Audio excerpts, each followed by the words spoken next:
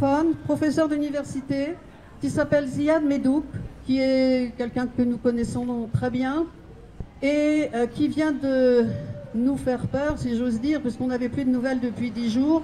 Et en fait, il était encore dans sa maison à Gazaville et elle a été bombardée. Il n'a plus aucune connexion possible, mais il est vivant. Donc, Annie, s'il te plaît, tu vas nous lire ça. Est-ce que tu vas voir suffisamment clair?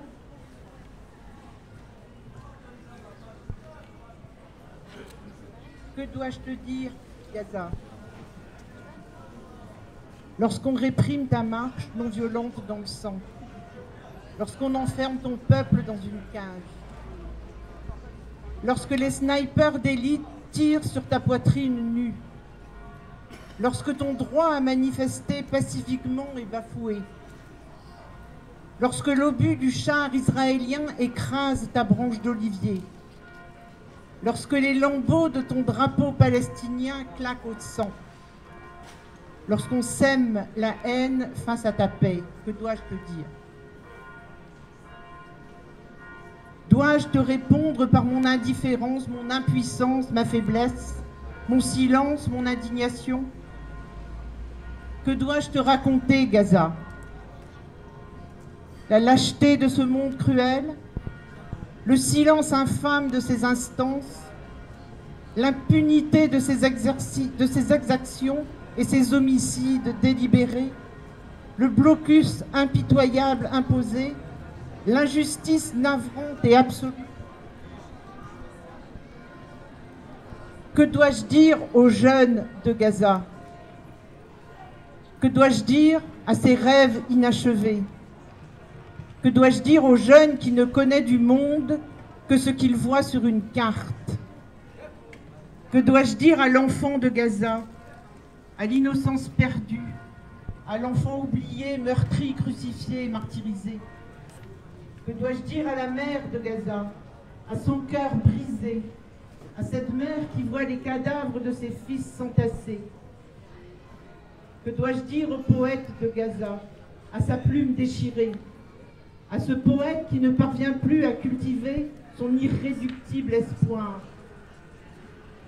Que dois-je dire aux réfugiés de Gaza, à ce réfugié dont on n'entend pas le cri, à ce réfugié qui attend depuis des décennies avec sa clé de retour?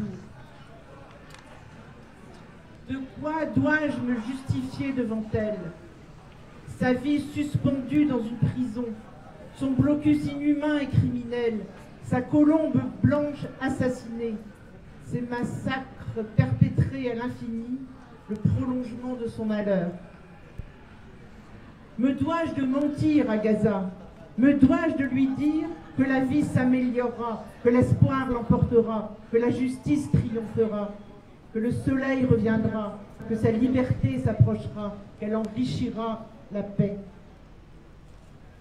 Me dois-je de rassurer Gaza en lui disant qu'elle est la résistance dans la dignité, qu'elle est le jasmin du monde, qu'elle est au cœur des solidarités, qu'elle est l'élan de vie dans un jardin oublié, qu'elle est un espoir épanoui, qu'elle est la force tranquille qui résiste, qu'elle est l'âme généreuse et brillante des innocents, qu'elle est le garant de l'espérance indéracinable, qu'elle est la gardienne de l'esprit révolutionnaire. Me dois-je de calmer sa colère? Me dois-je d'accepter son cri? Me dois-je d'effacer ses larmes? Me dois-je de supporter sa douleur? Me dois-je de la sortir de cet enfer insupportable? Me dois-je de l'aider à survivre, à surmonter ses peines? Me dois-je de soutenir Gaza? Mais comment? Comment sauver Gaza? Comment protéger Gaza? Comment défendre Gaza? Comment soutenir Gaza? Comment garder Gaza? Comment libérer Gaza? Comment? Comment?